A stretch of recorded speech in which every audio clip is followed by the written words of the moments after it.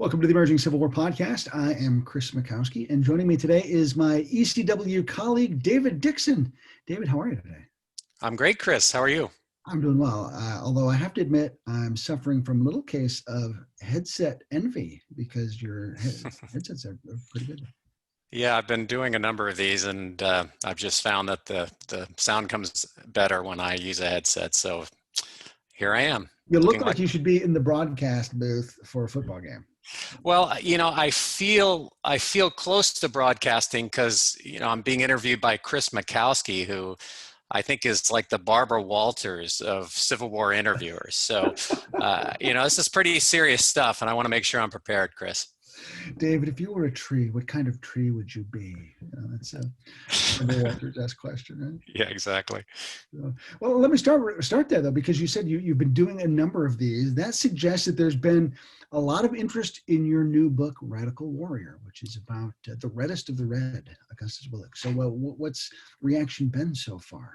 Yeah, it's actually, I think you always take a risk when you write about obscure characters like I do. So you'll never see me come out with a book on Ulysses S. Grant or Abraham Lincoln. I kind of my shtick is to find obscure characters that are connected to important events and then try to bring them to the attention of a broader public. So when I decided to do the Willich project, I didn't have great expectations. I knew he was somewhat well known among Western theater enthusiasts of the Civil War. But beyond that, I wasn't quite sure what kind of following he had. So I've been quite surprised at the interest that it's generated. All right, now I'm going to back up for a second because you used his German pronunciation, where the rest of us who don't know him that well just call him Augustus Willich. Give us your pronunciation.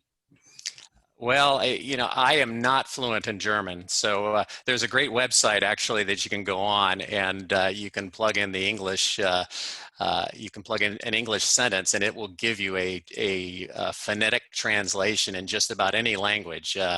So the computer said it was August Willich, and my German friends will probably make fun of me for that, but that's as close as I can get. So you weren't sure that he would get a wide reception because he's known in Western circles, but he's a fabulously colorful character, and I think people probably know at least the name or have heard the nickname Reddest of the Red. So as you dove into him, tell us just how colorful he was. Yeah, so most people know him either by two ways, like you said, either as a real expert tactician, as a brigadier general, and as a regimental commander, and also the fact that he was a communist at times and a socialist. But the man has a really interesting background. He was a Prussian noble. So growing up, he was exposed to a lot of Republican ideas. So there was this fight going on, I think, inside his head between his duty to his country and his king, and following the traditions of his family and serving in the Prussian army, which he did for 17 years.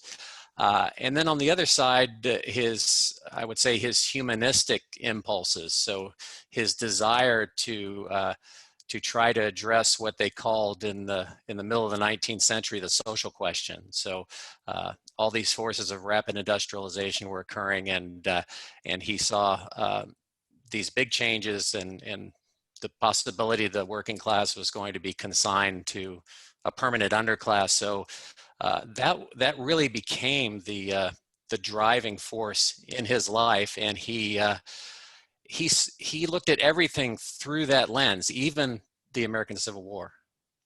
And he was a character who then put his money where his mouth was, so to speak, and that he got in the trenches and was a revolutionary in support of those ideas. But that didn't work out so well for him, did it? No. So I think one of the most fascinating things about this gentleman is he had to sacrifice so much to pursue these beliefs. So like I said, he renounced his nobility, he alienated his family, He risked his life in violent revolution, abandoned his career as a Prussian lieutenant, and then finally, of course, was exiled from his home country. And so that is that's quite a sacrifice to make. So that was something that really intrigued me about this man. And like I said, he was very consistent through the course of his life, trying to find opportunities to improve the condition of working people, and also to make sure that the whole idea of Republican government survived for the future. And so that's one of the things that really then attracts him to the Union cause, that notion of supporting Republican government. Yeah, I mean, it's interesting because when we think about say the officers in the Union Army, and if you were to ask them, you know, or frankly Lincoln early in the war, why are they fighting? And I think most of those officers would say they're fighting to preserve the Union. Gary Gallagher wrote a great book, The Union War, which I really enjoyed. But it's interesting, these 48ers, as they were called, these European transnational revolutionaries, they had quite different motives for enlisting and for supporting the war. And so when you look at their motives, for example, Willich never mentions saving the Union in any of his correspondence, any of his speeches, any of his rallies to try to recruit men for the war. He is talking about preserving Republican government and, most importantly, ending slavery. So this man is an abolitionist, and again, it's another interesting angle. He's not the kind of religious fundamentalist abolitionist from New England that might automatically come to mind. So I think when you see people like Willich, you really get a better idea of how broad and how international this abolition movement was. Now, is he pretty isolated, or is he pretty indicative of other former German nationalists who end up coming to America? I think you could make a good argument based on the sources I've read that certainly the majority of German Americans in the 19th century were anti-slavery. But when you consider people like Carl Schurz, Franz Siegel, August Willich, etc., the leaders were predominantly abolitionists. So, and I think there's a key difference there. So the anti-slavery people were willing to live with slavery for a time, but the abolitionists were dedicated to abolishing slavery. And in Willich's mind, slavery could be equated with forced labor. So the free labor movement is intimately tied to the abolition movement in his mind. They're kind of two types of the same phenomenon. Now, you mentioned a moment ago Franz Siegel, Carl Schurz, I think there's Schimmelfennig. Most of these guys end up in the East. How is it that Willich ends up out West? Well, Willich is, when he comes to America, he arrives in the port of New York, as most of these folks do. So in the first few years in America, he is actually in the East with Schurz and with Siegel in New York.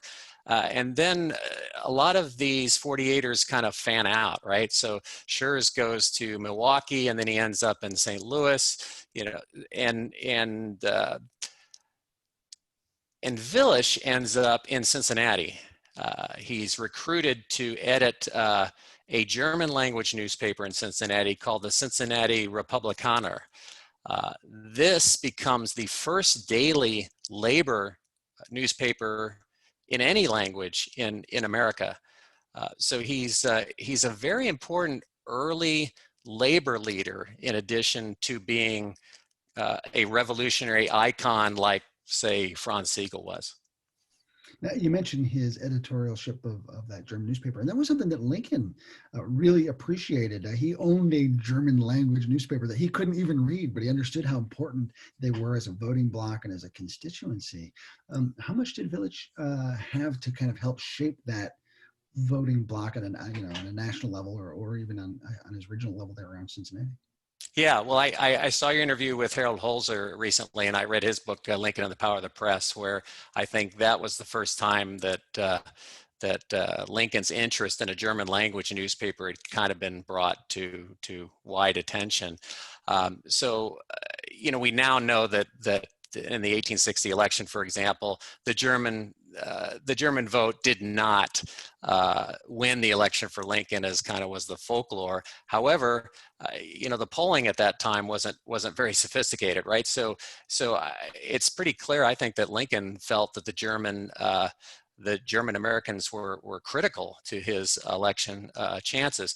So, like most German Americans, elite, let's say German American leaders at that time, Willich initially, like Schurz, for example, is supporting some of the other candidates, the more radical candidates, the candidates like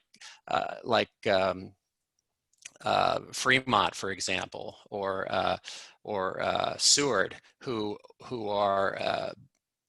make no bones about the fact that they're abolitionists. Lincoln, of course, is strongly anti-slavery, but he's not coming out as an all-and-out abolitionist. So once that all settles out, then Schurz and Willich, for example, line up behind Lincoln and the Republican Party for that 1860 election. And Willich is not quite as active as Schurz on the campaign trail, because Willich is quite busy forming trade unions and trade associations and motivating workers. But Willich welcomes the coming of the Civil War. In fact, he organizes 4 companies, so over 400 workers from Cincinnati who are part of these trade unions. He organizes them into militia units. This is separate from the Turner companies, for example. So he organizes these workers into 4 companies, and when Lincoln comes to town in Cincinnati in 1860, on his way to the inauguration, of course, he's doing a whistle-stop tour and thanking his supporters for their support. And of course, the Germans in Cincinnati were a key part of that support. So Willich publishes an editorial in the newspaper that very day. And then, because his English is pretty rotten, he has one of his native-born counterparts who he works with at the newspaper actually deliver that message, that speech, to Lincoln. And it's a pretty provocative speech. It basically says, look, hey, we have all these people, they're armed, they're trained, we're ready to go. You just tell us when you need us, and the Germans will be the first to answer to that call. Lincoln, as being a consummate politician, is being very cagey. He's not going to tip his hand. He's certainly not going to commit to a war against the Confederacy, which is just starting to form at that time. So he indicates his support generally for the Germans in Cincinnati. He certainly indicates his free labor platform. But Willich is really trying to goad Lincoln into tipping his hand and saying, hey, there's going to be a war and we're going to go after it. And Lincoln's having none of it. So, in a way, it's like he's already radicalized, and ready to go, in the same way he was when he was still in Europe. Yeah, I mean, Fort Sumter for Willich was just, thank goodness Fort Sumter comes along, because now we have an excuse. I mean, he wants to go to war now because he wants to end slavery, because, like I said, he sees chattel slavery and the condition of the wage worker in the North as pretty similar things.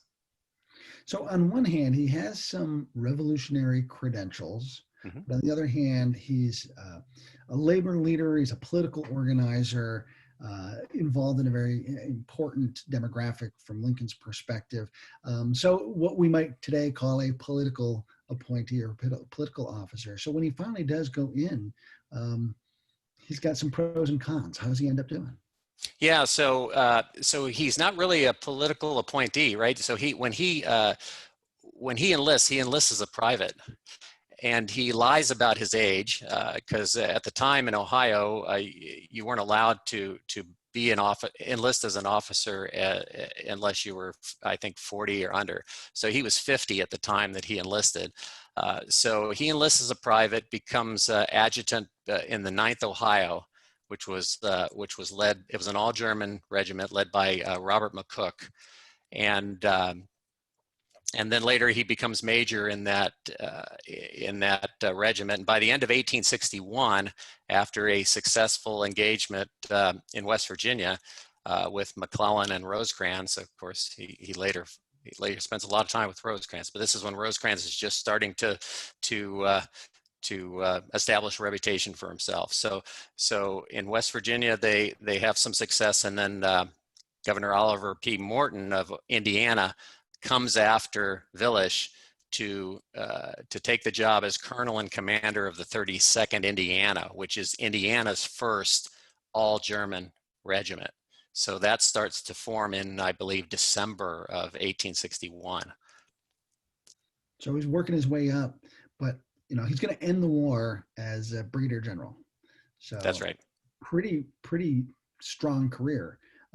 Starting from the trenches, or I guess from the bottom ranks. I guess we don't have trench warfare at that point yet. So you mentioned earlier that he really gains a reputation, or is known now today as an excellent tactician. Where does he start to really develop those skills on the battlefield? Well, I think probably one of the defining moments is at Shiloh. So at Shiloh on the second day, because of course Buell doesn't arrive, most of his men don't arrive on the field until the second day. But the second day at Shiloh, he hurries to the front. In fact, Grant detaches him from his division and from his brigade and lets him go ahead of the brigade to the front, where he immediately makes, I think, 5 or 6 successive charges. And at one point,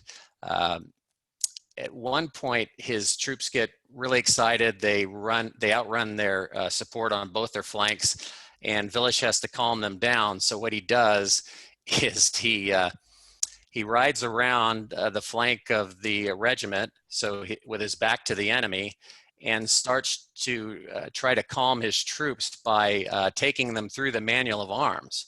And in the meantime, soldiers are dropping in the ranks, and yet he's conducting this drill exercise because he is above all a tough taskmaster on the drill field. So he's drilling these soldiers and gets them calmed down, and then resumes his attack. Then at Liberty Gap in Tennessee, in May of 1863, he initiates probably his most famous tactic, which is called advance firing. So in this situation, he is trying to address issues with rate of fire, trying to increase the rate of fire of his troops. And the way he's decided to do this is to instead of forming his line in 2 ranks, he's going to form his line in 4 ranks, and then the first rank fires, and then the 4th rank runs up in spaces in the middle of each file, replaces the front rank and fires, and so on and so on. So what happens is this gives each rank plenty of time to reload while advancing and maintaining a continuous hail of fire all the while, almost like Frederick the Great's walking battery, for example. So this is yet another I won't call it a Willich original because I've discovered a lot of roots of this in previous times. But at the time, this is a very unusual technique, and it starts to spread in the Army of the Cumberland at Chickamauga. But then when Thomas takes over for Rosecrans, Rosecrans being, in my opinion, much more of a risk taker, much more of an innovator in terms of tactics. Thomas being more by the book. Thomas puts the kibosh on it, and we don't see it anymore. But that advanced firing technique does end up being used by Opdyke's Tigers, for example, on the second day at Chickamauga. So there's a couple other regiments that kind of pick it up, and then it disappears. Are there times during the war or a specific instance during the war where you think he underperformed or didn't do especially well? Yeah, I would think so. I would think he and the entire Union right at Stones River certainly underperformed, and it was very interesting because I actually mentioned Willich in my first book, and I was rather critical of him and his what I thought was kind of a laissez-faire attitude the morning of December 31st at Stones River, and I actually got that from some other books that I'd read, and so when I looked into it again, what I found was that his behavior that morning that evening of the battle. Of course, he stayed up all night. He was very nervous. He kept going back to division headquarters, telling them the alignment was faulty, and so he was very concerned, and that didn't really jive with the way he had been described. And I later found out that the source for his supposed cavalier attitude late that night was actually a statement that had been misquoted from 3 or 4 days before. So that was a nice discovery. But if you go on down the line from McCook to Richard Johnson, who was his division commander at that time, there were a lot of signs that perhaps there was trouble on the Union right, and meanwhile McCook is sleeping on a bale of straw and taking a nice shave at his headquarters early that morning. There is a sense of complacency. It starts with McCook, but it really filters on down the line to the brigade commander. So I think Willich and all the officers from the brigade level up are at least partially responsible for that surprise attack on the Union right at Stones River. So do you have a famous or a favorite Willich story where he's successful at something? A favorite story where he's successful. God, I think my favorite quote from him that really is indicative of his success is a drop of sweat on the drill field will save a bucket of blood on the battlefield. Oh, that is a good one. Yeah, so he is really committed based on his training in the Prussian army. He's really committed to getting his troops into shape. And in fact, these Germans, as a rule, are older, they're more experienced, they're fitter, and a lot of them have been drilling in, like I said, either Willich's workers group or in the Turner societies. So you have a very, and they're also urban, so they're more resistant to disease. So these German soldiers are a bit hardier than the average Union soldiers, more experienced, and so I think they take to the drill more quickly. And I think at least in the first several years of the war, at least in the Western theater, I think they perform a little bit better. In your experience, did they face the same sorts of prejudices that German soldiers in the East did? And of course, famously at Chancellorsville, where the 11th Corps collapses, they have problems again at Gettysburg, and that then creates and perpetuates a lot of negative stereotypes. Any of that same sort of stuff out west? There certainly was nativism in the armies in the West. The I think there were two major differences. One, like I said, a lot of these German regiments, like the 9th Ohio and the 32nd Indiana, had a tremendous amount of success early in their service. And so this, I think, this may have tamped down some of the nativist attitudes once they had proved themselves on the battlefield. On the flip side, there's certainly, if you read the correspondence, for example, Joe Reinhardt's great book, August Willich's Dutchman. Anyway, in that book, there are a lot of soldiers that complain about the fact that the immigrant soldiers tend to get more of the non-combat duty, such as building bridges or cutting down trees or building fortifications, those type of things. So there certainly is an attitude that sometimes they're not as well respected as their peers when they themselves feel like they're actually superior fighters. Then when the Chancellorsville incident happens and all the Germans get such negative press in the East, that has a big impact on the Germans in the West. And there's a lot of hard feelings. In fact, the 32nd Indiana, when their 3-year enlistment comes up to renew in 1864, a lot of them do not enlist. And when they cite the reasons for not enlisting, that kind of nativism is part of those reasons. Now, he gets shot in the arm at Resaca, loses loses the arm.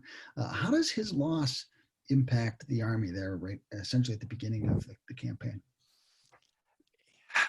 I don't see the loss of one brigadier general as having an impact. Certainly within his brigade, it feels like a great loss. But there's numerous soldiers that are commenting that basically, because of his dedication to drilling and training, that these guys are on autopilot. So while they really miss their commander and wish he could come back and lead them, I don't read any evidence that somehow their performance drops off. And certainly I wouldn't be as bold as to say that, like I said, losing Willich is going to somehow endanger the Atlanta campaign. I mean, that's going to be a successful campaign for all the reasons we know.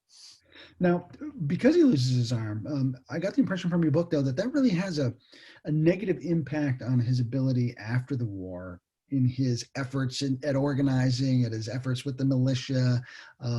So it turns out to be a pretty consequential long-term wound for him.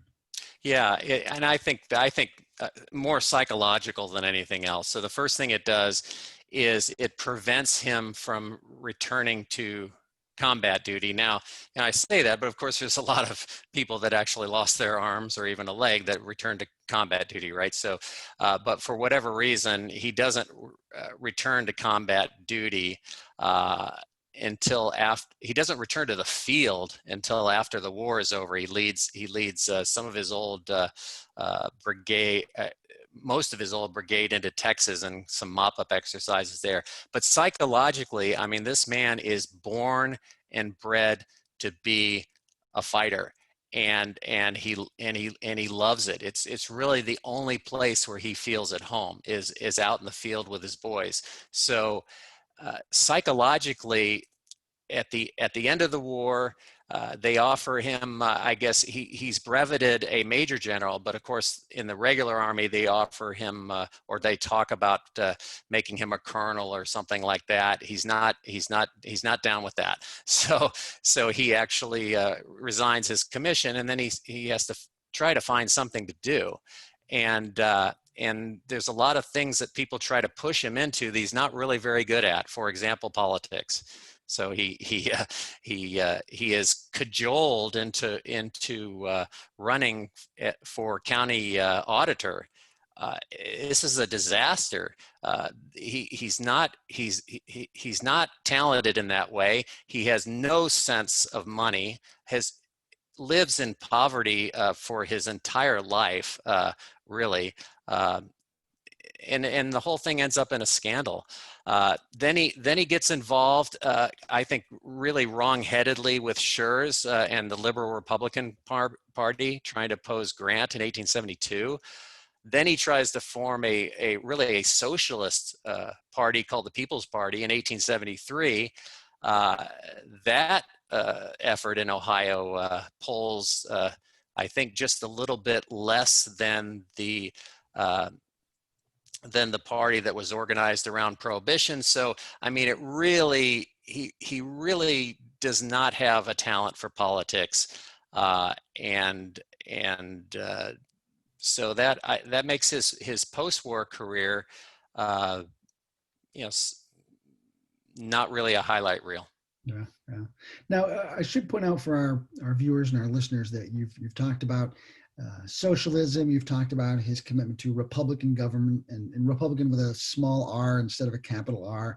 Right. And I just want to take the great pains in this time of political environment to say that we're not talking about contemporary politics. Talking about those terms in 1860s terms have much different meanings and definitions than they do today. Have you run into any problems with people sort of making assumptions or misconstruing any of that stuff? Not really, but I think the more that this gets talked about, I think the more opportunity there will be to kind of confuse, say, mid-19th century radicalism, mid-19th century socialism with, say, Soviet or Chinese communism, which, as you know, are completely different things. I mean, when you read what Willich and Marx and all of his contemporaries are writing in the middle of the 1850s, they're writing about popular government. They're writing about workers' rights. So they're not writing about a dictatorship with state control of all industry. However, I mean, they certainly see that as the potential final stage of economic development. But I mean, for example, I do get a lot of comments on social media about Marxists and August Willich, he was a Marxist and they had all these Marxists. Well, that's ridiculous. I mean, there was no such thing as a Marxist in 1861. Marx was not a very well-known figure, except in radical circles, until after his death. So, but to your point, we tend to look at history sometimes through our modern day political lens, and in this case, it's probably not that productive. One comparison that you do make that I thought was fascinating, open the book with the comparison between Willich and Thomas Paine. Yeah. Tell me a little bit about that. I thought that was just a wonderful opener. Yeah, well, it was funny because I think when you assemble a book like this, you're looking for scenes that not only have some drama in them, but also are more representative of bigger themes in the book. So, the bigger themes that I wanted people to take away from the book were the importance of these transnational radical actors who viewed like Willich, who viewed the American Civil War really as part of a global event to preserve popular Republican, small r, government, and also for human rights and ending slavery as part of that, and for improving the conditions of workers worldwide. I mean, when Willich was in Europe, he almost ended up fighting in Sicily for Mazzini in the Italian Revolution. So these folks were traveling between the German states and France and Italy, and this was truly an international movement, and it continued to be an international movement even after these revolutionary refugees end up in America. So when I looked for these different scenes and I saw that Thomas Paine's birthday was celebrated really almost religiously every year in in America in the mid 19th century, when when Paine himself had died in obscurity as a very unpopular figure, for example, criticizing George Washington. That's not really a smooth move there. But so Paine, so I read more about Paine, and so I started making this connection, and I noticed that a lot of the things that Thomas Paine was saying fit very well into Willich's political philosophies. So they had the same. Thomas Paine, I think, famously said, something like, my country is the world, and my mission is to serve mankind," or something like that. So that's why I wanted to open the book that way, because I wanted people to get a broader view of the Civil War, and then use this story of this one man as kind of emblematic of this larger theme of an international human rights revolution instead of a strictly American sectional conflict. Right. And that's, I think, a fascinating lens, and one that is not used very often at all. But if you look at the American Revolution in the context of the French Revolution, and sort of that broader context, it creates a whole nother understanding for us. So I think that Yes. that's one of the great successes of your book, is that here we've got a legitimately new, fresh way, an emerging way, I should say, to look at the war, which I really appreciate. Well, there's a lot of scholars just in the last 10, 15 years that have been working very hard on that. So, Don Doyle came out with his book, The Cause of All Nations, which is an excellent book.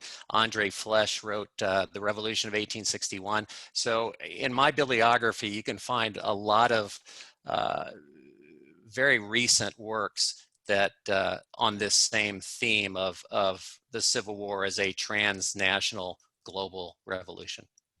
So I want to talk in just a moment about your interest in B-list history, as you call it. But of all the B-listers, or of anybody that you could have chosen to write about, why was it that August Willich caught your eye? Yeah, so I'd finished my first book, and it had done really well. And I want to talk about that in a minute too. Yeah, so that was my entree into this, I think, pretty tight-knit, sometimes insular world of Civil War history and Civil War enthusiasts. So when I got to the end of that project, I looked at, I started making up a list of other characters that kind of met my criteria. And the criteria would be, in a biography format, someone who has a compelling life story, that's essential. Someone who's connected to really important events or people. Okay, so I came up with a list of candidates that meet those two criteria, and then the third criteria was I had to have a lot of primary sources available, so I could really tell the story from an intimate point of view, get into this person's head as best I could. So I came up with a list. I think it was 10 or 12 people. And then, frankly, I sent it out to Eric Wittenberg, Dave Powell, I mean, some of my friends that I had made through this process. And surprisingly, Willich came back as the popular choice, so to speak. And I really have no investment, frankly, in German American history or Willich. I'm not related to Willich. He just came back as the person that most of my friends that I respected thought deserved a biography the most. And I think that's a really important reason to write one. So I decided to write about him.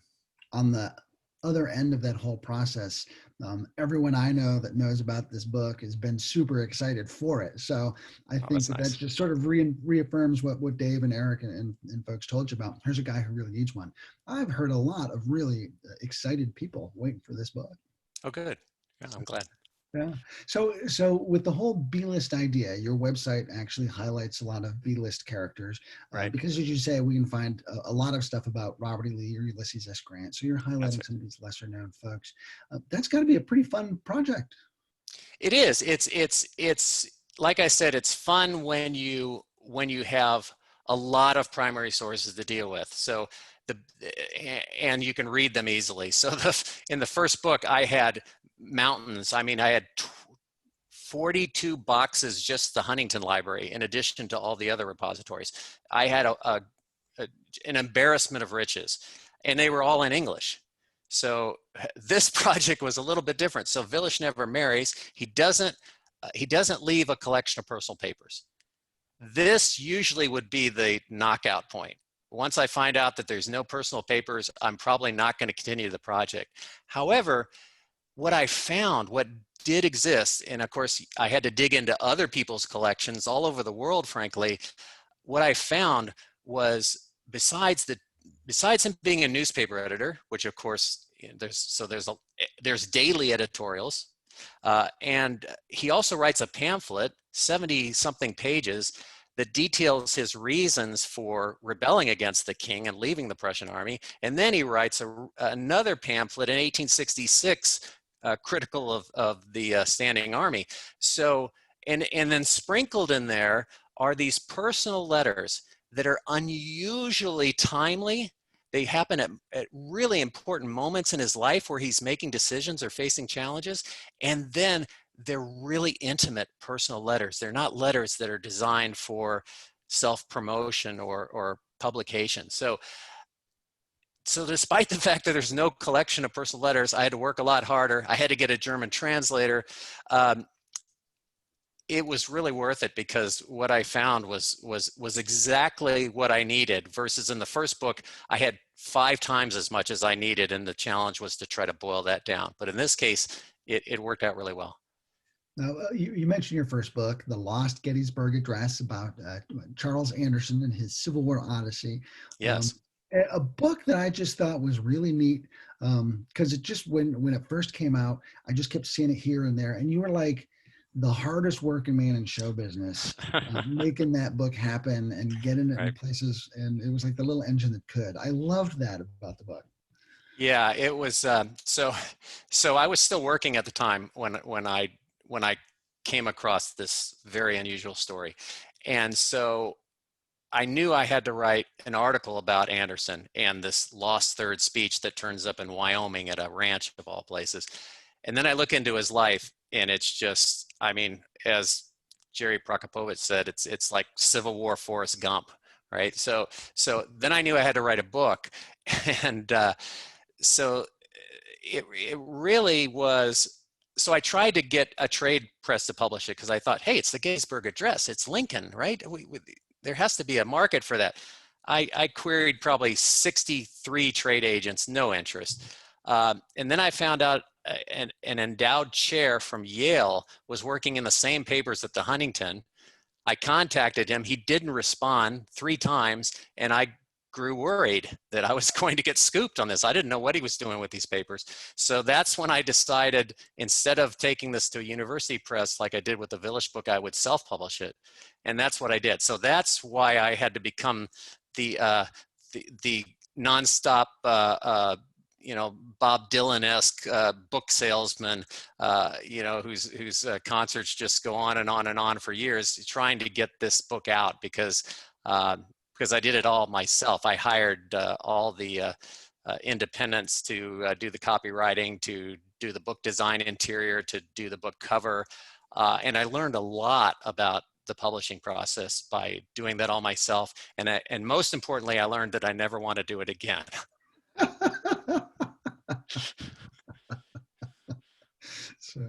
So if somebody wants a copy of that book, how can they get a hold of it? Because I'm a big fan. Sure. Yeah. So they can go on my website. It's www.davidtdixon.com, or they can just type B as in boy, B-list history into their Google search engine. It'll come right up. There's a PayPal link on there for both that book and for the Willich book, which is $5 less than Amazon on my site, and they can order it on the website. And you'll be able to also find them through Emerging Civil War. We're delighted and lucky that David has joined on with us recently, and what a great contribution. So the Willich book is through the University of Tennessee Press. Correct? That's right. That's right.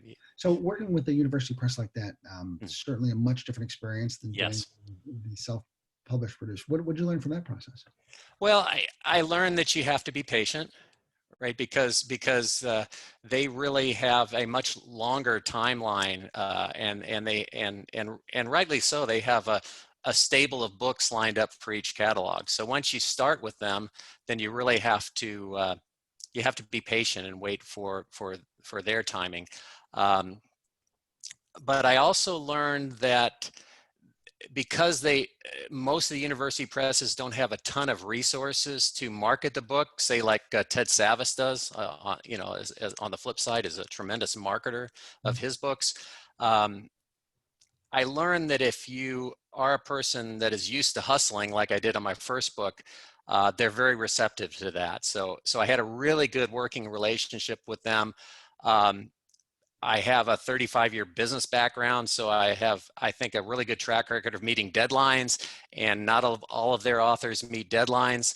And then I completed the entire first draft of the manuscript before I sent out the book proposal. And not everybody has the opportunity to do that because I'm retired, but I think it's a good technique, because then when you're sending out the book proposal, it's pretty easy for someone to say yes if you have a good proposal and you basically already have a first draft. Now, the final 15th draft of that manuscript looks a lot different than the first draft did, thanks to all my readers who were just fantastic, and the peer readers at University of Tennessee. But I think it's a good idea to show the press that you have a product, and all they need to do is you need to get it in front of some other readers so they can refine it, make it better, make it more scholarly significant, and then it becomes a lot smoother, I think. Wonderful. So the book is called Radical Warrior. It's about August Willich. And I see let me try this again. Willich. Did I get it right? August Willich. August Willich. Yeah, nice. David, what a fun treat to talk to you today. I wish you all the best with the book. It's great stuff. I read it and encourage readers to pick it up. Well, thanks a lot, Chris. It's been really fun to chat with you, and I've got some articles in the hopper ready to go for the blog. So excited about that too. Looking forward to it. David, thank you so much. All right, take care, Chris.